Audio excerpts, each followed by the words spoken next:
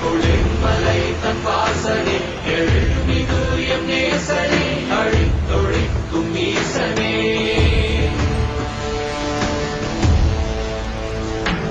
இல்லாமல் ஆடும் பஞ்சமே கல்லாகிடு